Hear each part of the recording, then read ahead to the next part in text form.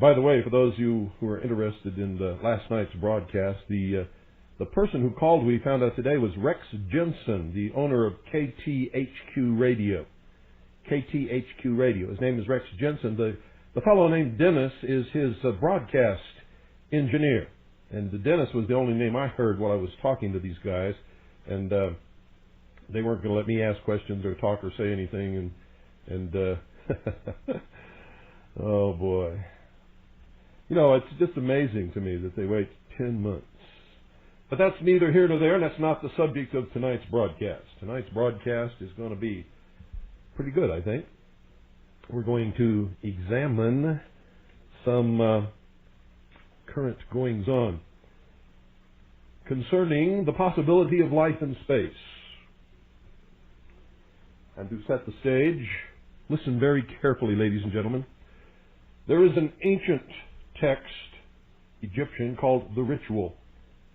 And the rubric to chapter 129 of the Ritual says of the Manas, "And he shall be established as a star face to face with Septet, Sirius, Sophus, the dog star. And his corruptible body shall be as a god forever. To deify the human is to make a star of him." The Manas himself prays, chapter 102, "Let me be among the stars that never rest." It is promised in chapter 164 that he shall become a star of heaven. Has orthodoxy held out to its votaries any such thrilling cosmic view of their future? The Osiris Nu pleads in chapter 188, "May I enter into the house of his body, which, behold, hath become one of the starry gods, one of the 1,000 points of light." This would be the higher spiritual body, not the corporeal. It is said to the soul, "Thou art purified with the libation of the stars that never set bear thee up. Thou enterest in the place where thy Father is, where Seb is, thou becomest a soul therein." The soul, our Pepi, pleads, "Make thou this Pepi to be an imperishable star before thee." The acme of directness is attained in the next statement. Pepi is a star. To Tita, the soul, it is said, "Thou seizest the hands of the imperishable stars, for behold, thou art one of the gods." The imperishable stars follow and minister unto thee. Pepi is addressed, "Thou art the great star. Orion beareth thee on his shoulder. Thou traversest heaven with Orion. Thou sailest through the Tuat with Osiris." Again, Pepi takes his seat among you, O ye star gods of the Tuat. And finally, in grand simplicity, stands the categorical pronouncement, quote, "Thy soul is a living star at the head of his brethren," end quote. For the 6 elementary powers were his natural brothers, of whom he, like Joseph and like Jesus, was made the chief or head. From brethren, they were reduced to children when the God principle took charge and synthesized their functions. The fiery soul of intellect became king of the lower 6 elementary powers in man's makeup. The Christos came as the Prince of Peace to rise to kingship over nature's 6 divisions of force. "Unto you a king is given, and his name shall be called the Prince of Peace."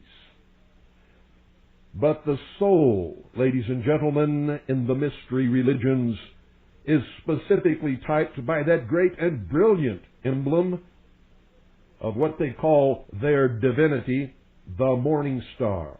The Titan who came hurtling to earth, still clinging to his stolen possession, the spiritual fire, was Lucifer, the bright and morning star.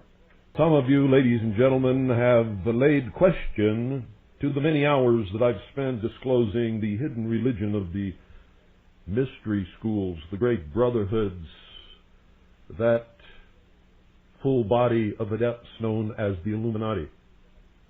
Why are you doing this? What has this got to do with what's happening in the world today? Ladies and gentlemen, everything revolves around religion and race. Just as it has for the thousands of years that man has lived upon this earth.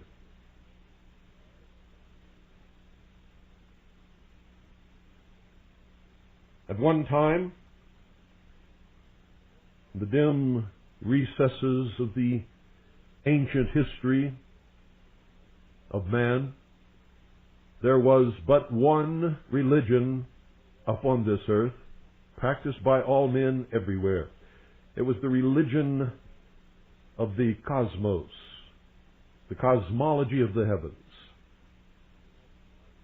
That is the heart and soul of the ancient pagan religions, which ultimately bore a philosophy which, combined with science, became the secret hidden religion of the ancient brotherhood.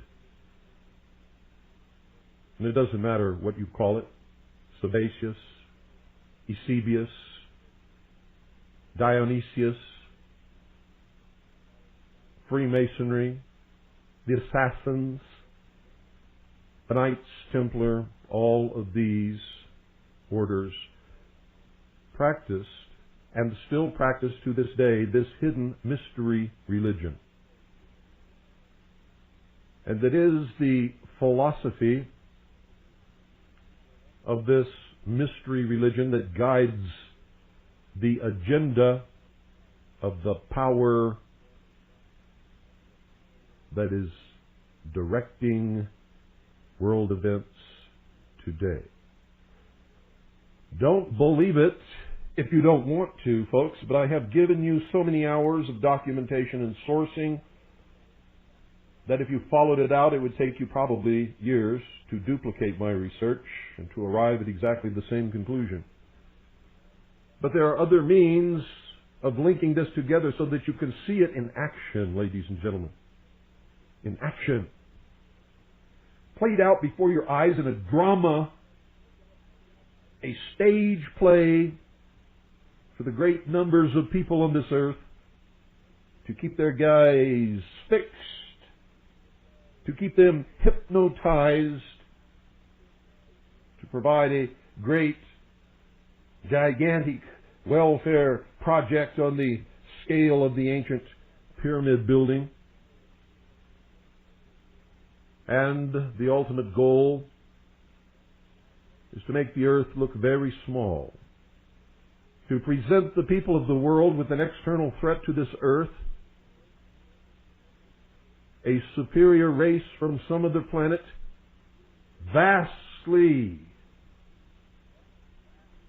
superior to us in intellect, philosophy, and technology, in order to cause the dissolution of nation states, the dissolution of all existing religions, and the formation of the world totalitarian socialist government. NASA is one of the main instruments of this deception.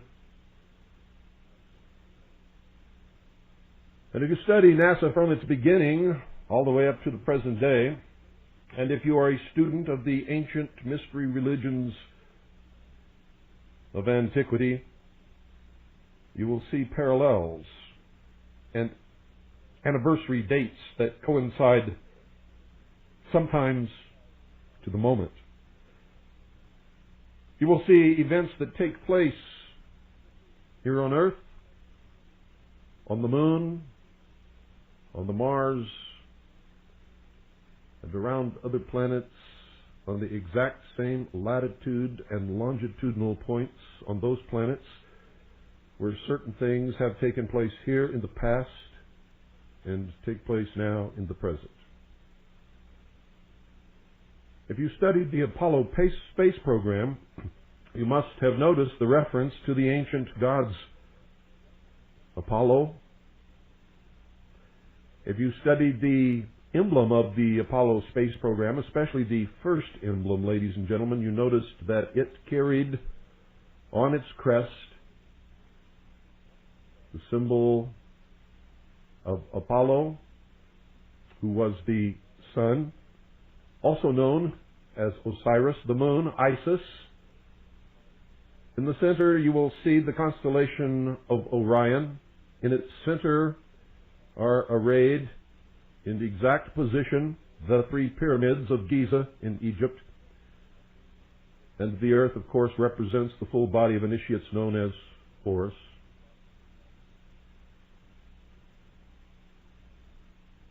You'll notice that the spacecraft that left this earth and suffered the symbolic death and the resurrection from the ashes was Apollo 13. 13 being the number of death and resurrection, the number of the phoenix rising from the ashes. Oh yes, ladies and gentlemen. Oh yes.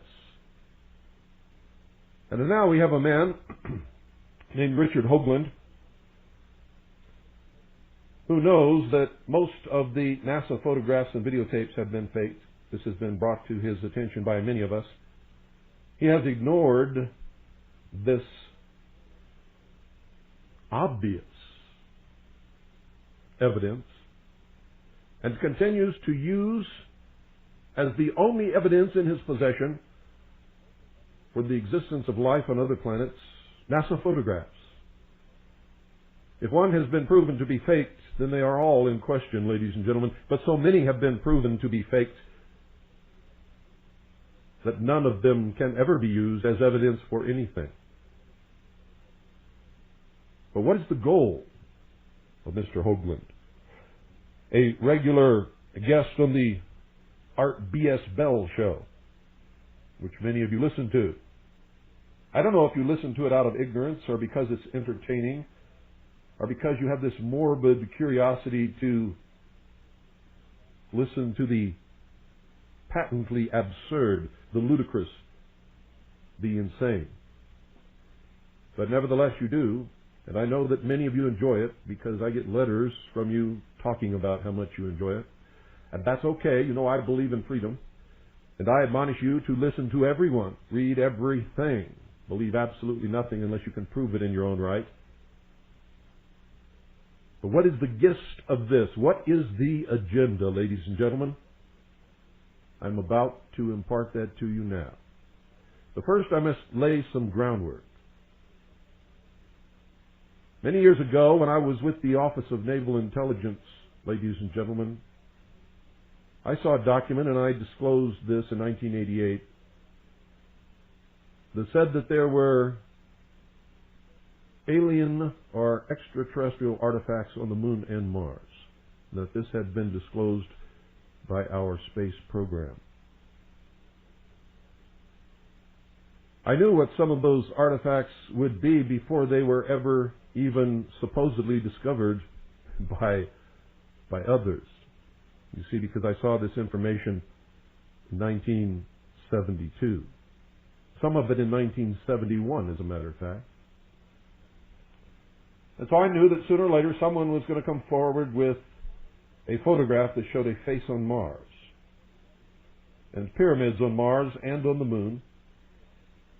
And by studying the pictures released by NASA and NASA publications, I was able to find many of these objects long before anyone ever talked about them. And then along came a book that claimed we never went to the moon. I read that book and began looking at the evidence presented in that book. And lo and behold, the man was right. If we went to the moon, ladies and gentlemen, it was not in the Apollo space program, where it was impossible. Could not have been done. And any good student in high school science, and I'm talking high school science, ladies and gentlemen, freshman, sophomore year, can prove that nobody went to the moon in the Apollo space program. It is that easy.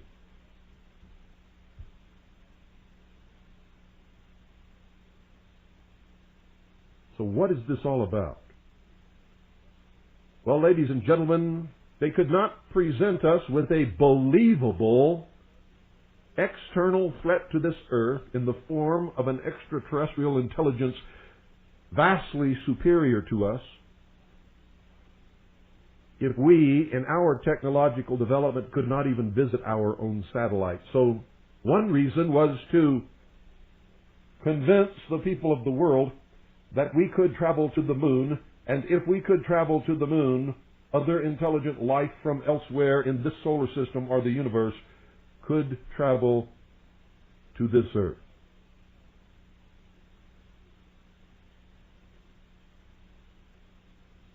For this is an old plan of the Illuminati. John Dewey said at a dinner for Viscount Ishii and the Japanese Imperial delegation in 1917 in New York City,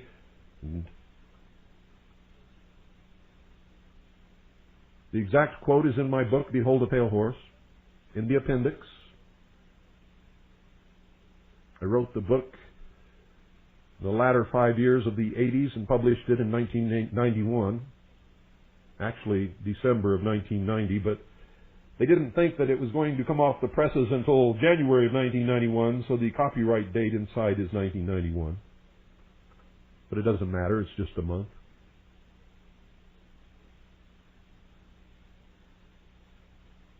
John Dewey said, "Someone once told me that the best way to end wars forever and unite all humanity on this earth in a world government would be if we were attacked by some other species from some other planet."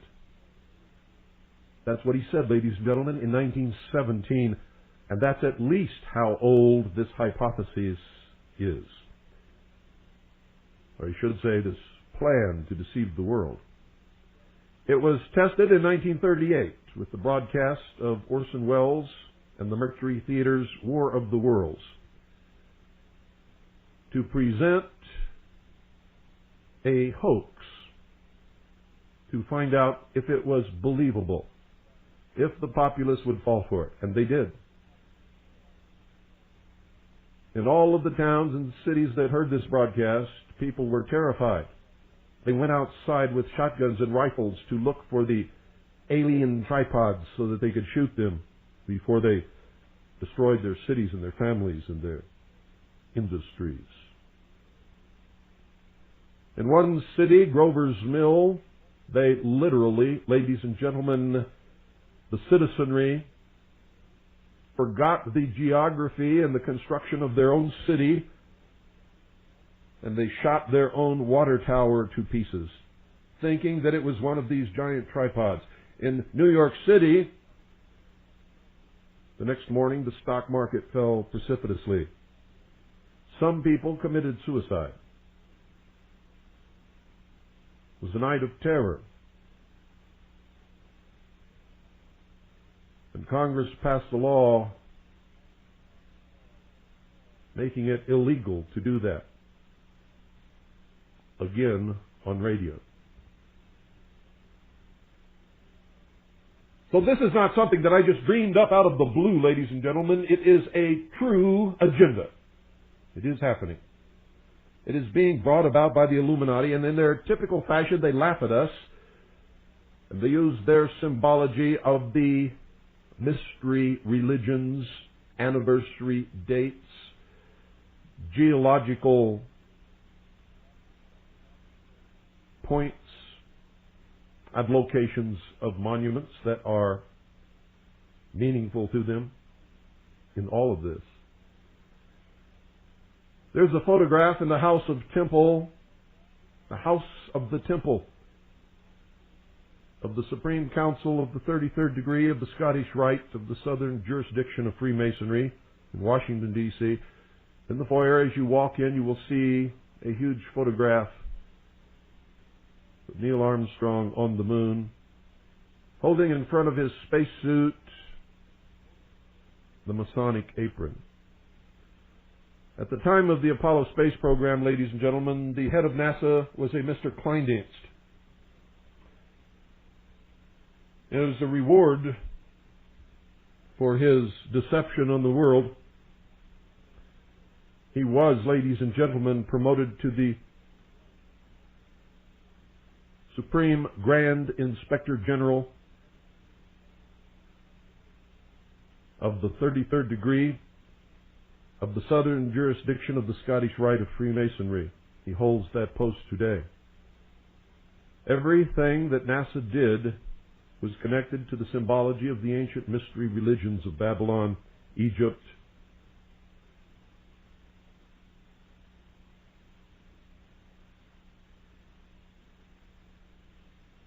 Greece, India, and many others. It has meaning, ladies and gentlemen, and their purpose is to connect the constellation Orion with the monuments known as the pyramids in Giza in Egypt, pyramids on the moon, and pyramids on Mars. What they're going to tell you is that Mars was populated by an ancient race who destroyed their planet in warfare and had to live underground because of the consequences of these terrible calamities that they visited upon themselves.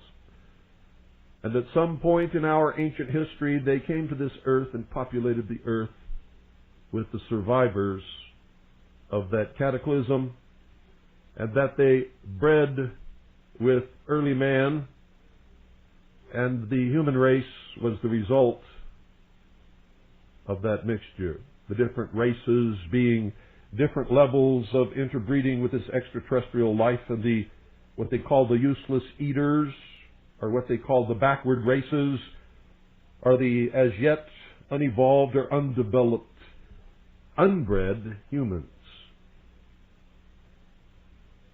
Sounds far-fetched, doesn't it? Well, you just keep your eyes and ears open, ladies and gentlemen, because that is the thrust of all that you're going to hear regarding extraterrestrial life, outer space. And you can watch for the Pathfinder, this little phony robot that's supposed to be running around on Mars, to disclose evidence of life on Mars and ancient artifacts, which will be forthcoming momentarily.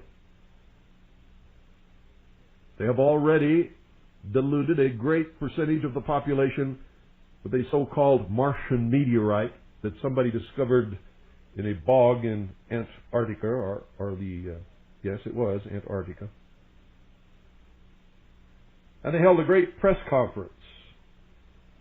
And they spoke initially for about an hour talking about this meteorite, and they were very careful to say that there was no life in the meteorite. And what they found in the meteorite was probably not life, and that it could have been something that got in the meteorite when it landed here on Earth.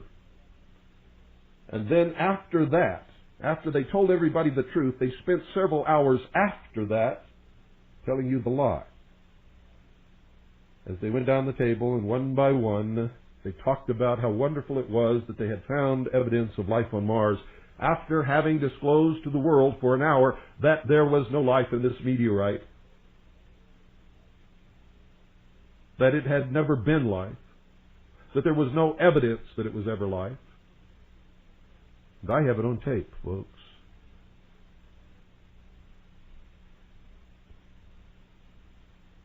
It was a joke, a great joke. And then in the next day, the newspapers around the world picked it up and the headlines blared,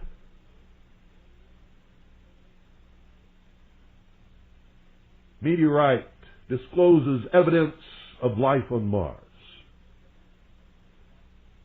And then there was column after column after column of how this meteorite proved that there is life other than humans in this solar system and that they lived on Mars. And then some newspapers here in this United States began to propose that the meteorite brought life from Mars to Earth, and we were all descendants of the ancient Martians. And not too long ago, a very famous person made the statement that we are all Martians. I don't know how many of you heard that. I'm not going to tell you who it is right now tonight, but one of these Friday nights I will. For we're going to delve deeply into all of this. We're going to reach down in the bottom of the pond and stir the sludge off the bottom. We're going to cause a current that will bring it up to the top and bear it to the light of day so that we can all look at it and see what it says. For the thrust of this is to destroy religion, and in specific the Christian religion, and any other religion that believes that man was created here on this earth by God. For they're going to say that these Martians created us by interbreeding with backward, unevolved animals here on this earth. And they're going to point to the place in Genesis where it talks about the Nephilim, or the gods interbreeding with people here on this earth, produced a race of giants and other things undiscussed. And we will, one of these Friday nights, quote from Genesis and tie all of this together. But tonight is just to acquaint you.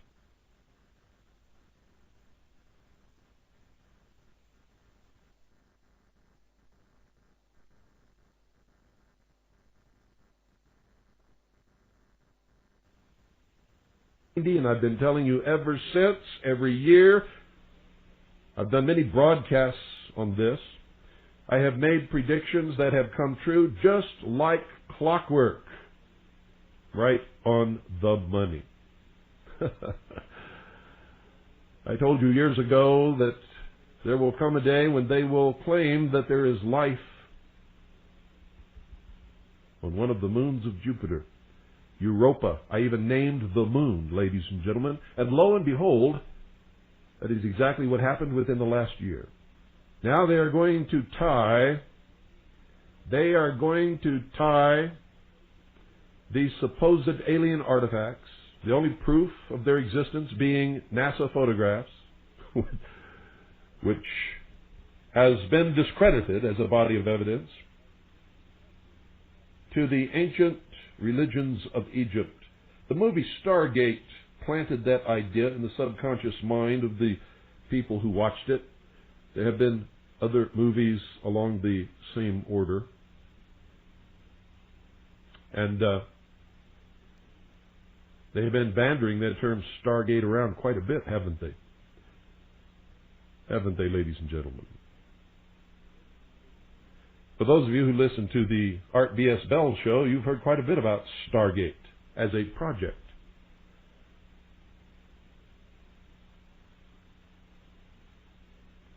You've heard quite a few of these phony remote viewers telling you what they saw out there.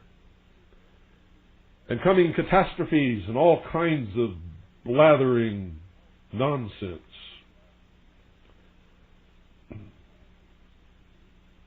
And many people listen to it and believe it.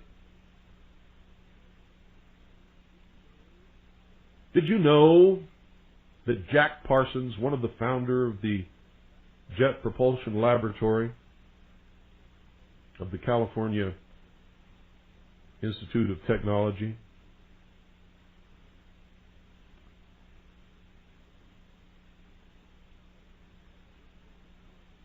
was a high-level member of the Order of the Golden Dawn?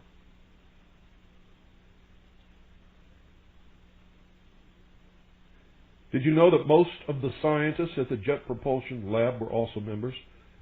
Did you know that all of these people held birthday parties each year on the anniversary of the birthday of Aleister Crowley, one of the most highly degreed adepts of the Illuminati, who practiced black magic and claimed that he was the Antichrist? Did you know that Jacques Vallée, one of the so-called premier scientists who are objectively looking at the UFO question, used to attend those meetings also?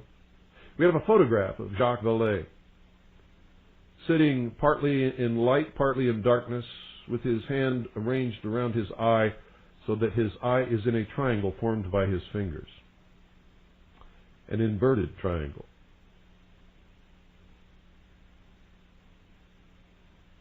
Those of you who have listened to my broadcast on symbology understand the significance of that. He was laughing at you. And at the same time, he was revealing his true identity to his brothers.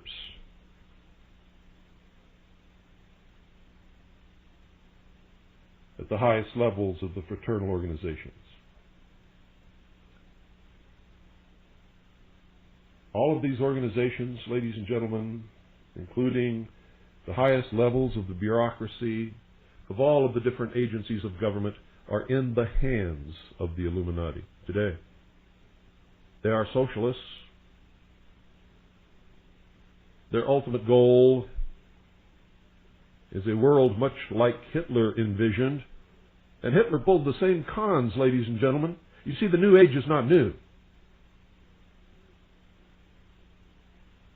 There was a New Age before this New Age, back in the 30s, which rose to prominence with Hitler.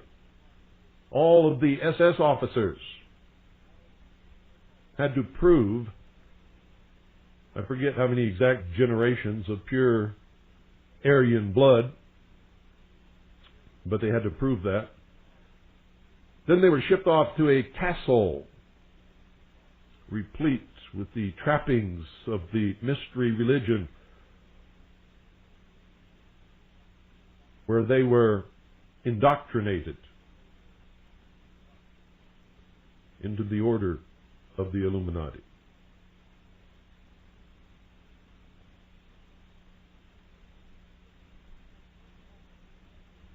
What is happening today, ladies and gentlemen, is very much the same thing that happened in Nazi Germany.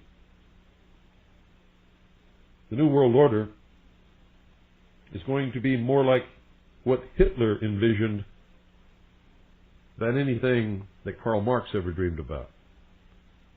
Although Karl Marx was also a socialist. Karl Marx was a rabid racist. He was a Jew-hating Jew. He hated Jews and blacks and anybody else. In his writings, he made no secret that he was a racist, that socialism breeds racism. And I look around and I see all of these people, these blacks, Hispanics, Asians, all of these people who buy into the myth that socialism is going to liberate them. Socialism is going to re-enslave them. And it breaks my heart to work so hard to keep them free, only to see them working so hard to chain themselves once again.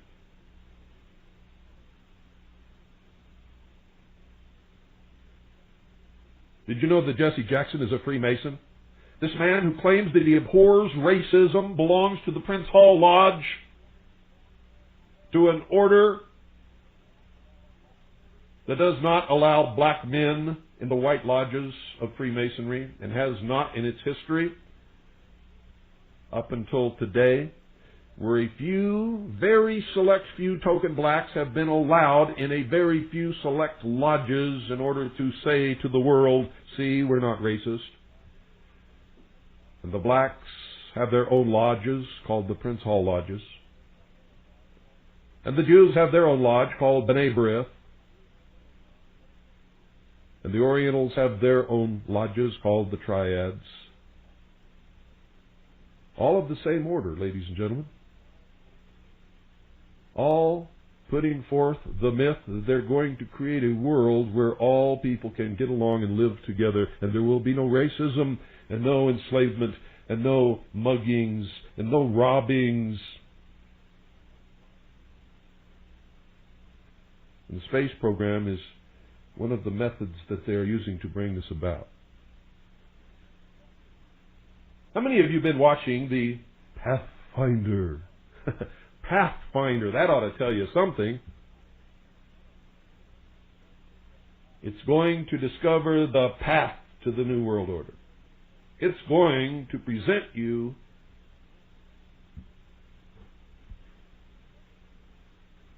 with what the world will be told is proof that extraterrestrial life either does exist now on Mars or has existed there in the past.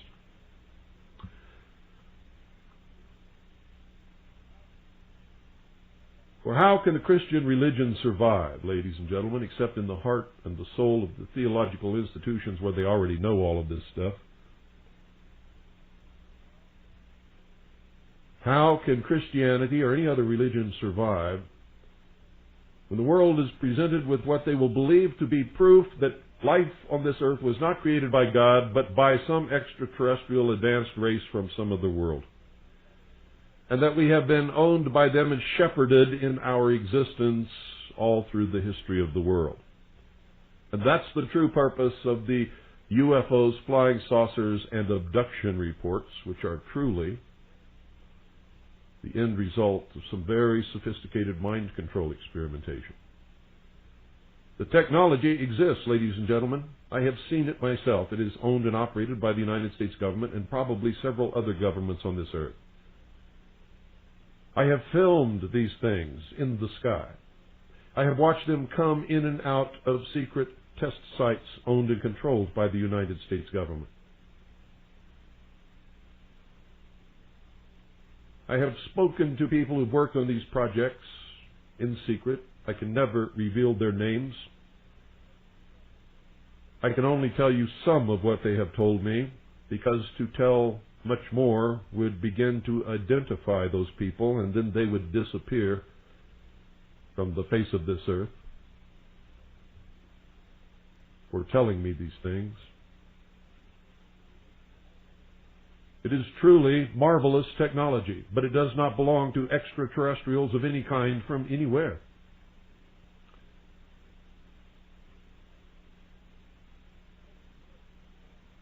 And if you really studied the development of technology and the fact that anything that could have been valuable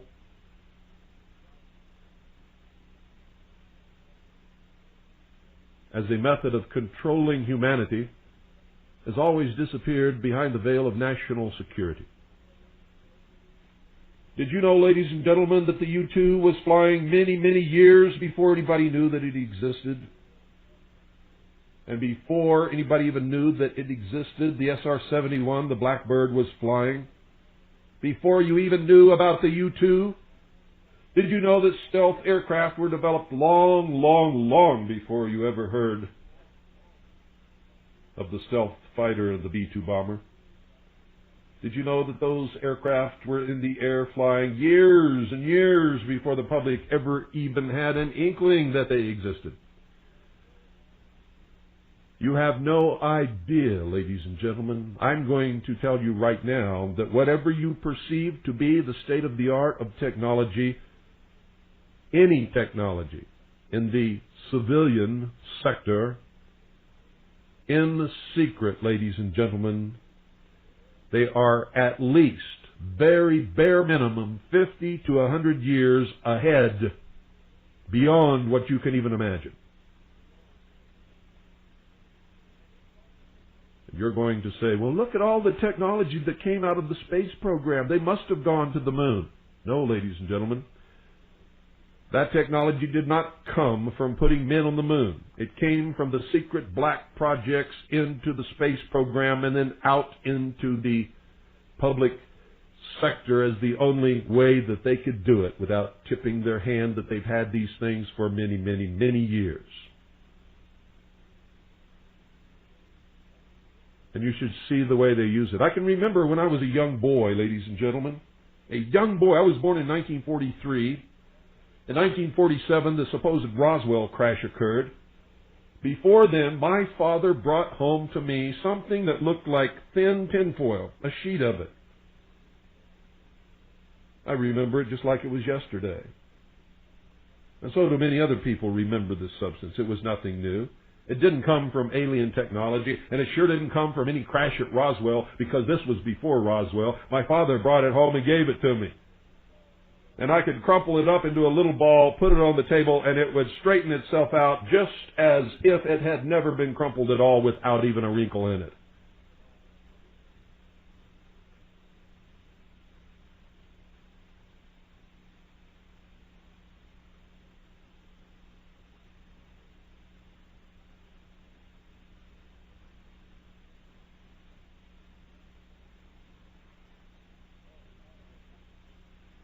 There are a lot of other things you need to understand. I'm not quite sure I know how to tell them all to you. But back in the 50s, they were working on atomic-powered aircraft, ladies and gentlemen. Atomic-powered aircraft, you say? Yes, that's correct. Well, how could they power atomic aircraft? Well, ladies and gentlemen, I don't really know. Because I know that atomic power produces heat. Heat can be used to create steam, and steam can be used to power an engine or make something turn and revolve. But it cannot make a jet exhaust, because you couldn't carry enough water to fly it very far.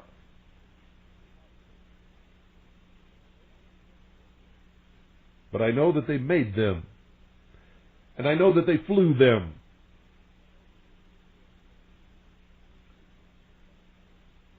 And they may still be flying them.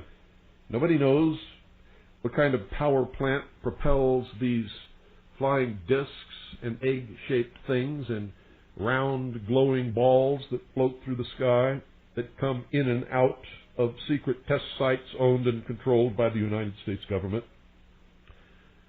in Nevada and Utah and some other places that will go unnamed for the time being. Colorado is one. New Mexico. Arizona, yes, Arizona. Why do all these things occur in the West? Because, ladies and gentlemen, in those days in this country when they were looking for places to build this technology and keep it secret from the American population and from the world at large, this was the only place where there were vast expanses of land that you could cross for days and days and days and never see another living soul. And that should be obvious to you. That's why most of the sightings of these things have always been in the West.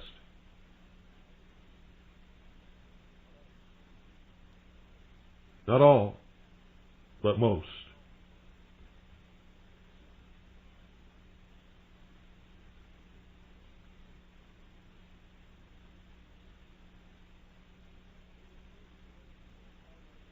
There were certain things that the alchemists had as their goal, ladies and gentlemen. One was to change matter into something else. They did that when they dropped the atomic bomb. They called it the Trinity site. Not for the Trinity, Father, Son, and Holy Ghost, but for Osiris, Isis, and Horus. The meaning of which you have not the slightest conception, except for those who have been listening to all my broadcasts on the symbology of the mysteries.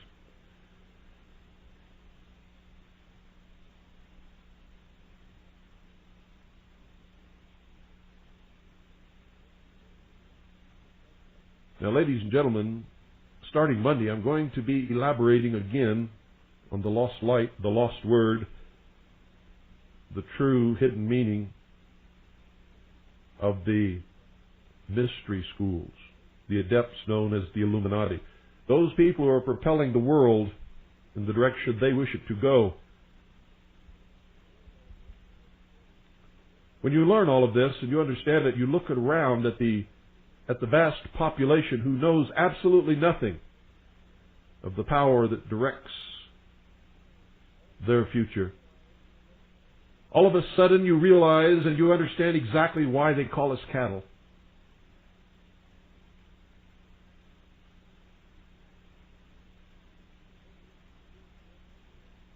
And then you even begin to understand how they could cause wars and kill tremendous numbers of people to achieve a certain goal and not even feel the slightest pangs of conscience. For just as we would kill a cow to provide meat for our table, ladies and gentlemen, they look upon the normal human being as nothing more than an animal because they cannot use the brains or the intellect that God gave them in their estimation. They believe that a nation or world of people who will not use their intelligence are no better than animals that have no intelligence, and such people are beasts of burden and stakes on the table by choice and consent. Think about that. Think about it. Because that is truly what they believe about you. And in their religion that denies the existence of Jesus Christ, or even of a God, really, the closest they get to God is a sort of a pantheism. That everything is hooked together. You've heard it in the New Age movement. As above, so below. If you step on an ant, it does something to somewhere on the moon. That kind of thinking.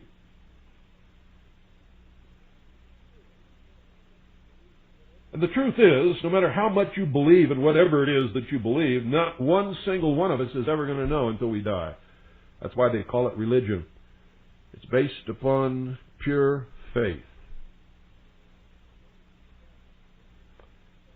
Science surpasses religion only by its insistence that nothing can be called fact, nothing can be believed unless it can be proven to do the same thing under the same circumstances every time that it's attempted in a laboratory. That's called the scientific method, ladies and gentlemen.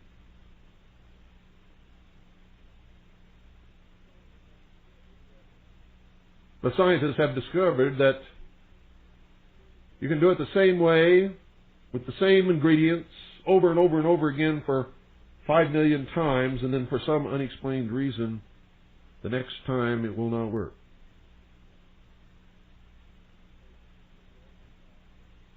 And so science says there are no facts, only hypotheses based upon things that they can say are known, or the fact that they can repeat this thing over and over again so many times.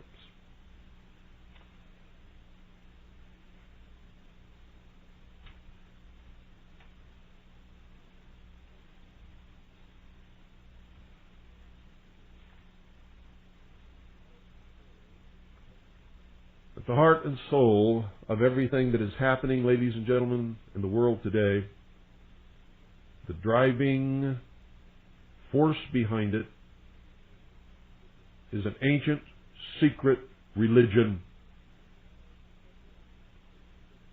that has as one of its tenets that there is a superior race. Not superior because God said that they were superior, or that God was pleased with them and made them His chosen people. And don't misunderstand me, folks. I'm not talking about Jews. I'm talking about the collective body of the Anglo-Aryan race that calls itself the Illuminati.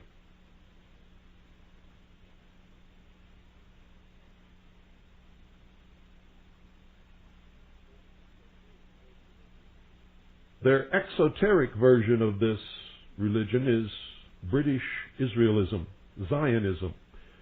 There are many more Zionists that are Christians than are Jews.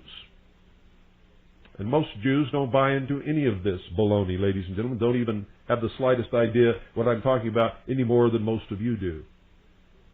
George Bush is one of these people. George Bush is not a Jew. The Pope is one of these people. The Pope is not a Jew. So don't compound the problem by thinking that you know exactly what it is that I'm talking about, because I can assure you that you don't.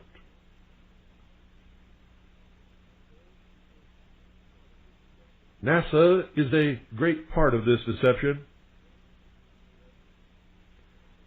NASA has been made up by all different kinds of people of all professed different religions. The truth is that none of these people really believe in any religion. When they go to church or they profess a religion, it's because they have to do it to get along in the community, or to get along with their wife, or their relatives, or somebody.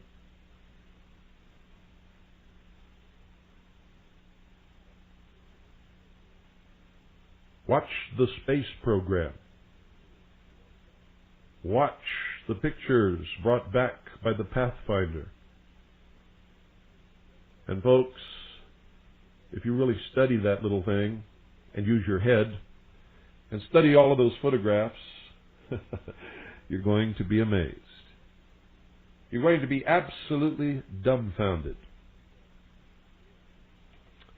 And then you may become dangerous, like me.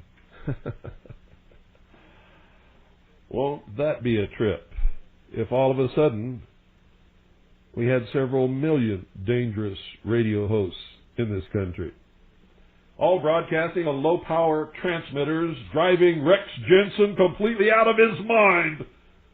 I'm going to try to hook up about 5 other people in this valley with low-powered transmitters, and Rex Johnson will probably be seen after that sitting on a park bench, blubbering in his milk,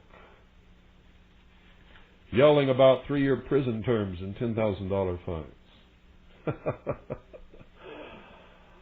Absolutely incredible, ladies and gentlemen. Good night. Don't miss Monday night. And God bless each and every single one of you.